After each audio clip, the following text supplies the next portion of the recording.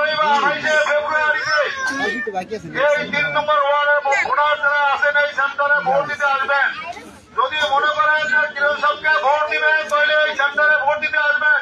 আর যদি মনে করেন না কিরণ সাহেবকে ভোট দিব না, আমি একটা ভোট চুরি করে দাঁড়িপাল্লায় দিব, অনুরোধ করে কই যদি সেই লোক এই ভোট দিতে সেন্টারে আসেন সবাই এটা করা করে তেল দিবি, তার কি হবে এখন বলবো না, ওই দিনই বলবো তার ব্যবস্থা কি করা যাবে। কঠিন ব্যবস্থা হইব।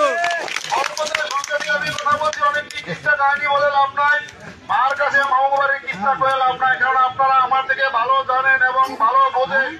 আমরা এই দক্ষিণ মাথাভাঙ্গার মানুষ, সারা কাশিকাটা সারা শরীয়তপুরে জানে দক্ষিণ মাথাভাঙ্গার মানুষ জঙ্গলি, এটা আখ্যায়িত আমরা পরিচিত ছিলাম। কিন্তু আমি চাই না আগামীতে যেন আমরা এই দক্ষিণ মাথাভাঙ্গার মানুষ জঙ্গলি হয়ে বসবাস করি।